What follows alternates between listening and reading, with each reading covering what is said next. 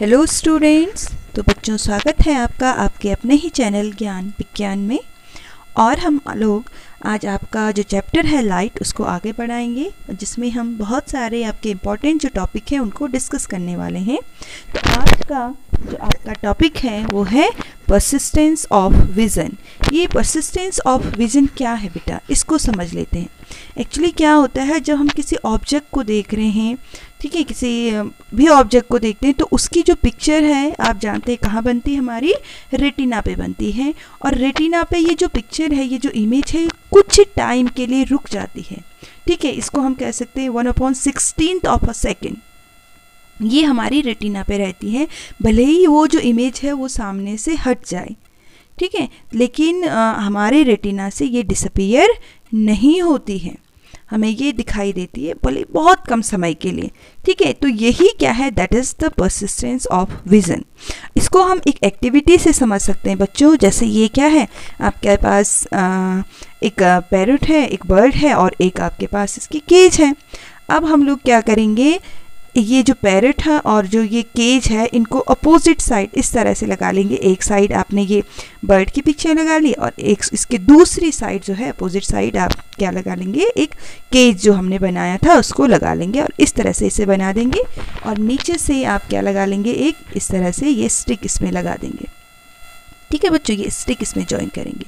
अब इसको हम बहुत तेज़ी से घुमाएंगे, बहुत जल्दी जल्दी जब हम इसको घुमाते हैं तो क्या होगा, आप समझ रहे हैं कि इसकी जो इमेज है, बर्ड की जो इमेज है, वो हमारी आँख पे पड़ेगी या रेटिना पे बनेगी। इसके बाद जो दूसरी जो इमेज है वो क्या है, आपकी जो केज है उसकी इमेज भी बनेगी।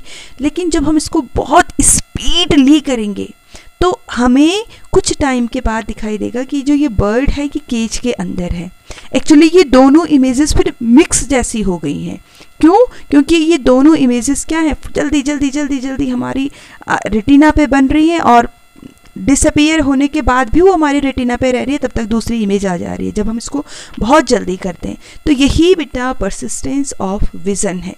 इसको आप लोग अपने घर में भी देख सकते हैं। जैसे हम लोग फ़ैन चलाते हैं, ठीक है, तो पहले तो हमें उसकी जो है 3 स्ट्रिप्स दिखती हैं फ़ैन में, लेकिन जब इसको हम स्पीड पे चलाते हैं तो हमें ये एक जैसी लगती है, पता ही नहीं चलता, हम काउंट ही नहीं कर पाते।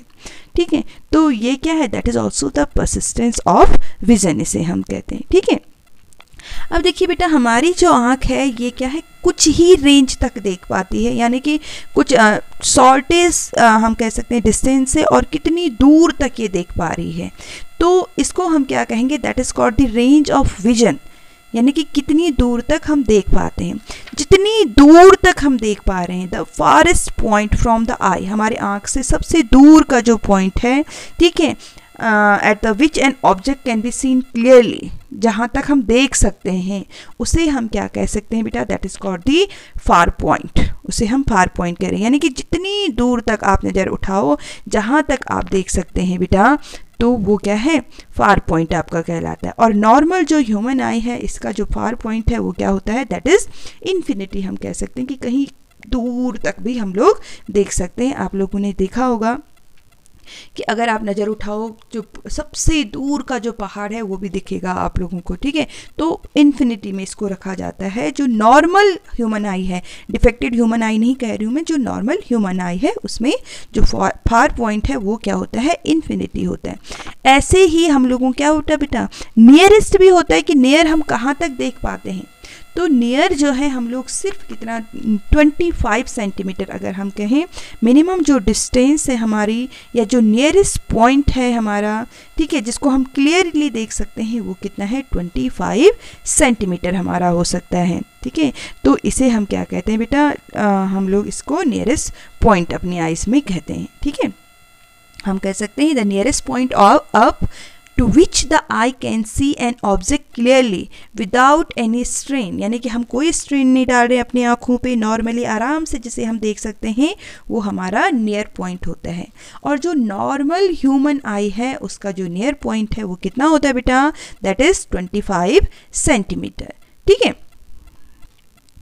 अब आगे देखिए बेटा, जो हमारी आइज़ हैं उनमें कुछ डिफेक्ट्स भी हो जाते हैं। आप लोगों ने सुना होगा कि कभी कभी क्या नहीं होता है, किसी इंसान को दिखाई नहीं देता है प्रॉपर, या जैसे जैसे एज बढ़ती है तो दिखाई देना कम हो जाता है।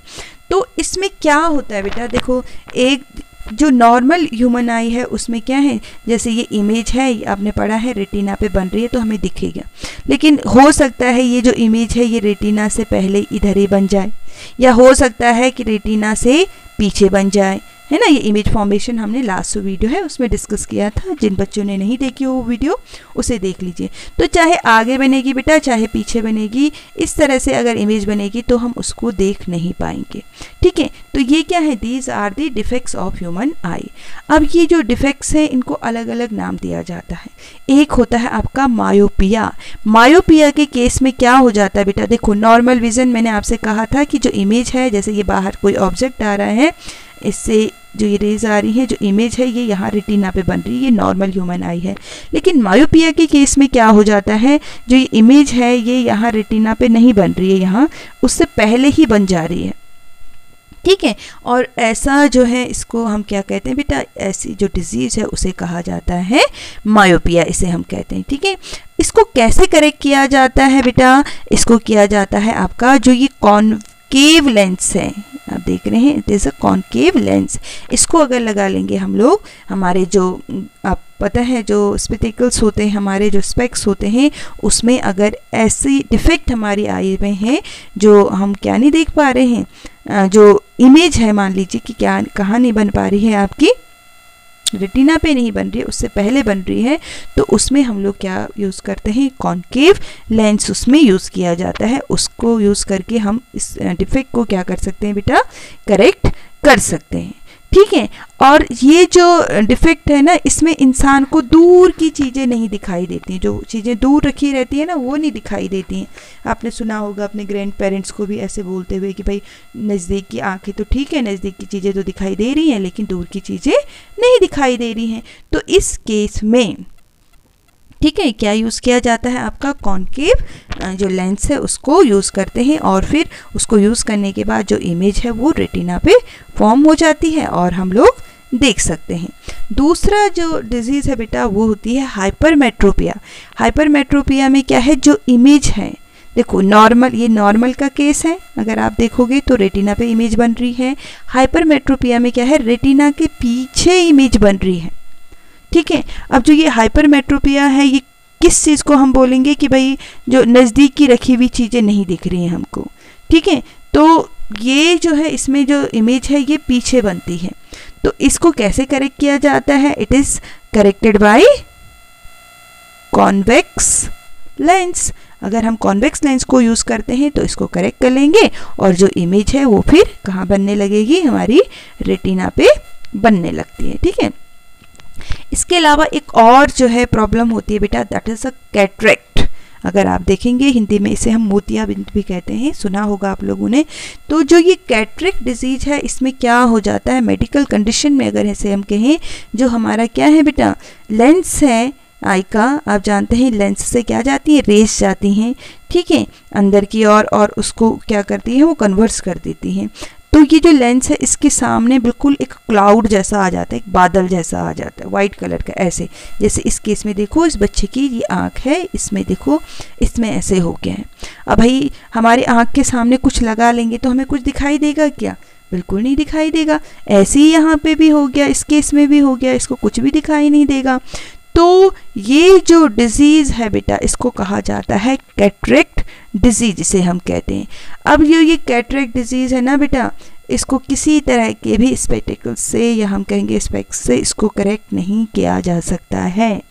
इसको ठीक रखने के लिए हम कह सकते हैं या तो ऑपरेशन ही करवाया जाता है, या बचपन से ही हमें कैसा फूड लेना चाहिए, जो विटामिन ए रिच फूड है उसको लेना चाहिए। हम लोग इससे जो है फिर बचे रहेंगे फ्यूचर में।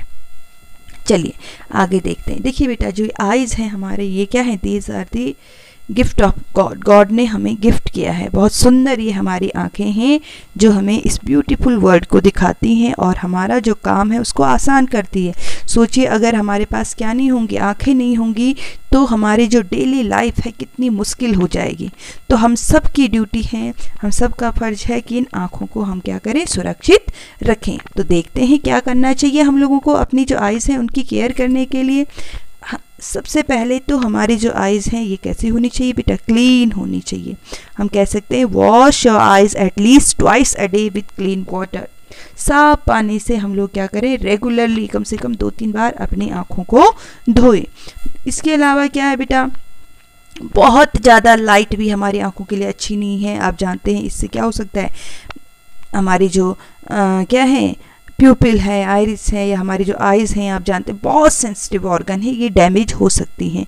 और बहुत डिम लाइट भी अच्छी नहीं है, इससे हमारी आँखों में स्ट्रेन पड़ता है।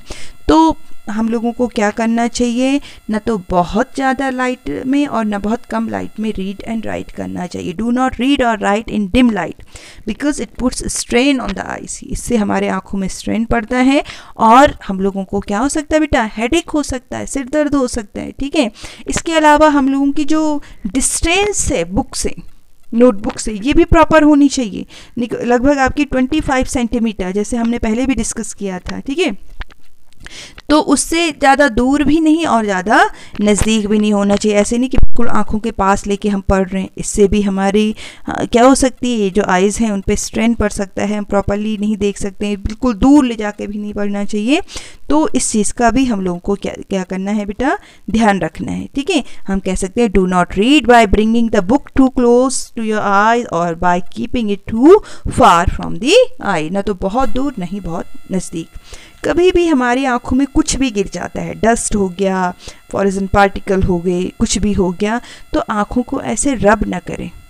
ठीक है, बल्कि हमें क्या करना चाहिए, उसे जो वाटर है, क्लीन जो वाटर है, उससे वॉश करना चाहिए। क्योंकि रब करने से भी हमारी जो आइज़ हैं वो क्या हो सकती है बेटा, डैमेज हो सकती हैं, उनको नुकसान हो सकता है। तो हमें क्या नहीं करना चाहिए, उनको रब नहीं करना चाहिए। ठीक है, इसके अलावा देखिए बेटा, अगर हमें पढ़ने में कोई प्रॉब्लम हो रही है, इन केस ऑफ रीडिंग, हमें ऐसे लगता है भैया हम प्रॉपरली रीड नहीं कर पा रहे हैं, कोई प्रॉब्लम हो रही है, हम जो टेलीविज़न है उसको नहीं देख पा रहे हैं, हमें हेडेक हो रहा है, या कभी चोट लग जाती है।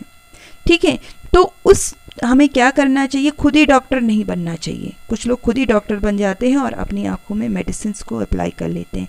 इट इज़ नॉट गुड, ये सही नहीं है बिल्कुल भी। बल्कि हम लोगों को क्या करना चाहिए, डॉक्टर के पास जाना चाहिए। और कौन से डॉक्टर के पास, जो आई स्पेशलिस्ट हैं स्पेशली।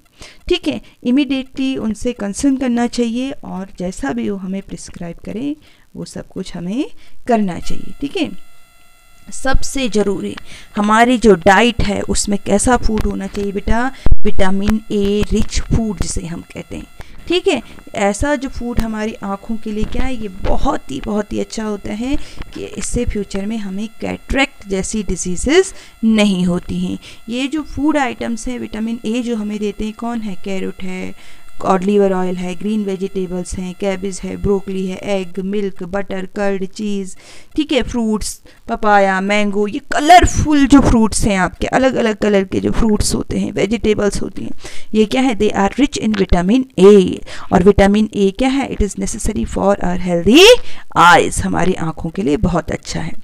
अब देखिए बेटा, ये तो हमने ह्यूमन बीइंग की आँखों की बात कर ली कि भाई कैसे हम लोग देखते हैं, कैसी इमेज बनती है, किस तरह से हमें इनकी केयर करनी है। अब थोड़ा हम अदर एनिमल्स की आंखों की ओर चलते हैं, उनके बारे में भी हमें पता होना चाहिए कैसी होती हैं। अदर जो एनिमल्स हैं उनकी जो आइज़ हैं वो किस तरह से होती हैं। सबसे पहले क्रैब की अगर मैं बात करूं तो जो इसकी आइज़ आप देख रहे होंगे बहुत ही छोटी हैं। ठीक है, बट ये क्या कर सकती हैं, दे लुक ऑल अराउंड, वो चारों तरफ देख सकती हैं। ठीक है, क्योंकि इसी वजह से ये जो क्रैब है ये अपने बिहाइंड, अपने पीछे भी देख सकता है, कहीं उसकी क्या है, एनिमी तो नहीं है। ऐसी मैं बात करूं बटरफ्लाई की, अगर आप बटरफ्लाई की आइज़ देखो उसकी आइज़ जो है कैसी है, इसकी जो आई है ना बहुत लार्ज है ना। हम कह सकते हैं butterflies have large eyes which appear to be made up of the thousands of little eyes. छोटी छोटी कई हज़ारों आंखों से बनी हुई है ये छोटी छोटी। ठीक है, इतनी हज़ारों आइज होती हैं एक ही आइज के अंदर। ठीक है, और जो बटरफ्लाई है बेटा, enable it to see not only in the front and sides but at the back as well. ये सिर्फ आगे ही नहीं देख सकती, ये पीछे की ओर भी देख सकती है। आप सोचिए, ये छोटे छोटे इंसेक्ट्स एनिमल्स हैं, बट इनकी जो आँखें हैं कैसी हैं कि ये चारों तरफ भी देख सकते हैं। इसके अलावा एक और एनिमल के बारे में आपने सुना होगा, किसके बारे में? आउल के बारे में, है ना।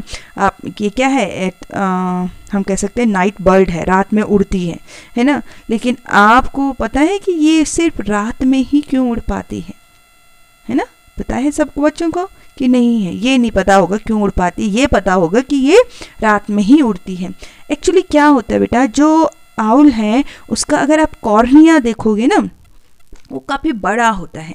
अब इसकी वजह से क्या है, ज़्यादा लाइट अंदर चली जाती है, प्यूपिल भी बड़ा है, तो इतनी लाइट में क्या हो सकता है, उसकी जो आइज़ हैं वो डैमेज हो जाती हैं ईजिली, हम कह सकते हैं उसको नुकसान हो जाता है।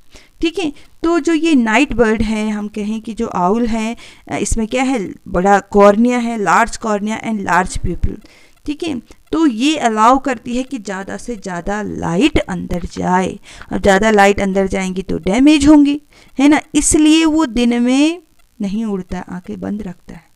ठीक है, और दूसरी एक और बात है, इसकी जो बॉडी है इसमें आप देखो, इधर से जो आइज़ हैं, आपने पढ़ा है ना कि हमारी आइज़ होती हैं बेटा, उसमें क्या प्रेजेंट होती हैं, मैंने कहा था cone and rod cells present होती हैं। कोन सेल जो कोन शेप की होती हैं, जो कलर आइडेंटिफाई करने में हेल्प करती हैं, और जो रॉड सेल्स हैं ये डिम लाइट में एक्टिव होती हैं। जब हम लोगों ने ह्यूमन बीइंग की विज़न की बात की थी तब हमने कहा था।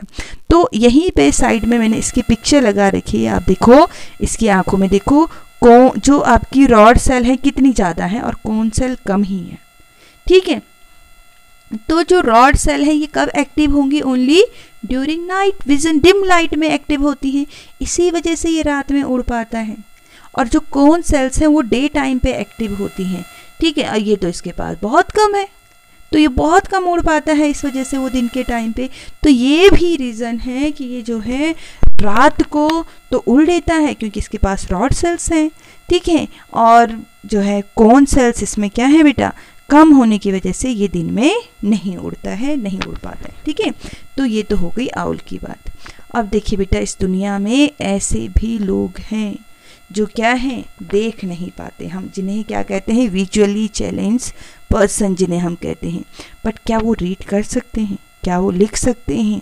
बिल्कुल, दिल में जज्बा होना चाहिए कुछ करने का, कुछ भी क्या नहीं है बेटा, इम्पॉसिबल नहीं होता है। अगर हम कुछ करने की ठान लें तो बिल्कुल कर सकते हैं। ठीक है, ऐसे ही ये लोग भी करते हैं जो क्या है, विजुअली चैलेंज पर्सन है। ठीक है, किसे कहते हैं हम विजुअली चैलेंज पर्सन? हम कह सकते हैं those persons who are unable to see. ठीक है, are known as visually challenge person, इन्हें हम कहते हैं। अब देखिए बेटा, जो ये विजुअली चैलेंज पर्सन हैं, क्या होता है, ये देख तो नहीं पाते हैं but they develop their other senses more sharply. Other जो सेंस है उनके ये बहुत अच्छे से डेवलप हो जाते हैं, हम कहते हैं बहुत शार्पली, बहुत शार्प होते हैं। स्पेशली इसमें जो है टच का जो सेंस है इनका बहुत ज़्यादा डेवलप हो जाता है। ये टच करके क्या कर सकते हैं, किसी चीज़ को आइडेंटिफाई कर सकते हैं। और इसी वजह से ये जो पढ़ते हैं, लिखते हैं, एक इनके लिए अलग ही लैंग्वेज है जिसे हम क्या कहते हैं, ब्रेल लैंग्वेज जिसे कहते हैं। ठीक है, तो ब्रेल क्या है, तो ब्रेल क्या है बेटा, Braille is a written language for the visually challenged persons in which characters, यानी कि लेटर्स एंड नंबर्स जो होते हैं इनको रिप्रेजेंट किया जाता है, आर रिप्रेजेंटेड बाय पैटर्न्स और रेस्ड डॉट्स जो होते हैं। इसमें कुछ पैटर्न्स होते हैं, कुछ डॉट्स होते हैं, इनकी हेल्प से ये विजुअली चैलेंज पर्सन जो है पढ़ और लिख सकते हैं, चीज़ों को समझते हैं। जैसे आप अपने स्क्रीन पे देख रहे हैं, ये डॉट बने हुए हैं, इनमें डिफरेंट पैटर्न्स हैं, तो इन्हीं की हेल्प से ये समझते हैं और पढ़ते हैं। और जो ये ब्रेल जो लैंग्वेज है ये किसने दी थी बेटा, आपके लुइस ब्रेल ने। ये खुद क्या थे, ये भी विजुअली चैलेंज पर्सन ही थे और इन्हीं ने ये जो पैटर्न है इसको दिया था। आप देख भी रहे हैं इसमें आपके स्क्रीन पे जो पिक्चर है वो लुइस ब्रेल की है। ए कैसे लिखा जाता है, बी कैसे, सी कैसे, अलग अलग पैटर्न से। ठीक है, तो इसकी हेल्प से ये चीज़ों को समझ लेते हैं। देखिए बेटा, और कई सारे ऐसे लोग हुए हैं इस दुनिया में, या हम कहें ऐसे विजुअली चैलेंज पर्सन हुए हैं जिन्होंने बहुत बड़े बड़े अचीवमेंट हासिल किए हैं, बहुत कुछ इन्हें मिला है। ठीक है, उन्हीं में से एक नाम है आपका हेलेन केलर का, जो क्या थी, एक अमेरिकन लेक्चरर थी। और आप यकीन नहीं करेंगे, जब वो 18 मंथ की थी सिर्फ, ठीक है, आप शायद समझ सकते हैं कि 1.5 साल की रही होगी, तो उसने अपनी आंखें खो दी थी। आंखें तो खोई, उसकी किसी डिजीज़ की वजह से क्या हो गई, वो डीप भी हो गई थी, यानी कि वो न बोल पाती थी, न सुन पाती थी और नहीं देख पाती थी। लेकिन कहा ना मैंने कि जज्बा होना चाहिए, इंसान कुछ भी कर सकता है। तो बाद में इसने स्टडी की काफ़ी, और क्या बन गई, ये एक बहुत बड़ी लेक्चरर बनी। काफ़ी सारे इसने अपनी क्या की बुक्स भी पब्लिश की। ठीक है, ऐसे ही हमारे जो इंडिया है, या यहाँ पे भी ऐसे लोग कम नहीं हैं। तो आप जो स्क्रीन पे देख रहे हैं, ये कौन है, रविंद्र जैन। ठीक है, ये क्या है बेटा, he is also visually challenged by birth, जन्म से ही अंधे थे, बट इन्होंने क्या किया, संगीत प्रभाकर की जो डिग्री है इलाहाबाद यूनिवर्सिटी से ली, म्यूज़िक में प्रभाकर जो है डिग्री इन्होंने ली। और ये बहुत ही फेमस, हम कहते हैं कि लिरिक्स लिखते थे, ये सिंगर थे, म्यूज़िक कंपोज़र थे। ठीक है, और इस जो आपका क्या है, रामायण वगैरह में भी जो लिरिक्स वगैरह है इन्होंने दी, जिनको क्या मिला है, पद्मश्री प्राइज़ भी दिया गया। ये उसी की पिक्चर आपकी स्क्रीन पे है। तो इस तरह से आपका जो ये चैप्टर है आज कंप्लीट हो गया है। इसकी सारी वीडियो बन चुकी हैं। जिन बच्चों ने नहीं देखी हैं, पूरी वीडियोस देखिए, चैप्टर को समझिए, और बस इतना ही। Thank you.